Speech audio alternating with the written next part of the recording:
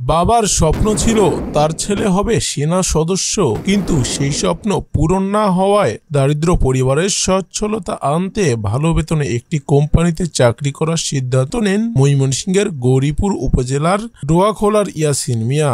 গত বছরের সেপ্টেম্বরে রাশিয়ায় পাড়ি জমান তিনি। মস্কো থেকে প্রায় 11,000 কিলোমিটার দূরে ওই কোম্পানিতে 3 মাস চাকরি করার পর বাবার স্বপ্ন পূরণের সুযোগ পেয়ে রাশিয়ার সেনাবাহিনীতে সৈনিক হিসেবে চুক্তিভিত্তিক নিয়োগ লাভ করেন।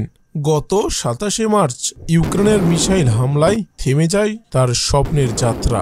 ওই দিন এক মর্মান্তিক দুর্ঘটনায় প্রাণ হারান ইয়াসিন মিয়া। তার মৃত্যু খবর তার এক সহযোদ্ধা পরিবারের কাছে পৌঁছানোর পর এলাকায় শোকের ছায়া নেমে এসেছে।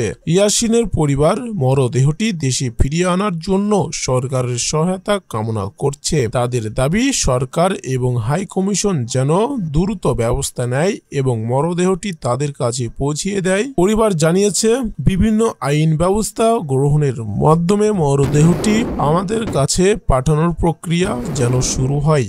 ইয়াসিনের বাবা আব্দুল সাত্তার, মা ফিরোজা খাতুন এবং ভাই রুহুল আমিনের সংসারে দীর্ঘদিন ধরে চলছিল দারিদ্রতা। একদিকে বাবার স্বপ্ন, অন্যদিকে পরিবারের আর্থিক সমস্যা ছিল তার জীবনের বড় চ্যালেঞ্জ। তবে সবকিছু ছাপিয়ে ইয়াসিন ঢাকা পল্লবীর সরকারি বঙ্গবন্ধু কলেজে 2022 সালে 23 সেশনের ডিগ্রি শিক্ষার্থী ছিলেন। ইয়াসিনের মৃত্যুতে তার পরিবার এবং এলাকায় গভীর শোকের ছায়া বিরাজ করছে। এ বিষয়ে উপজেলা নির্বাহী কর্মকর্তা জানিয়েছেন, প্রয়োজনীয় আইনি ব্যবস্থা গ্রহণ করা হবে এবং সরকার এবং প্রবাসী কল্যাণ মন্ত্রণালয়ের সহায়তা নিশ্চিত করা হবে। তো দর্শক, আজকের এই ভিডিওটি এই পর্যন্ত। আজকের এই ভিডিও সম্পর্কে আপনাদের মূল্যবান মতামত অবশ্যই আমাদেরকে কমেন্ট বক্সে জানাতে পারেন।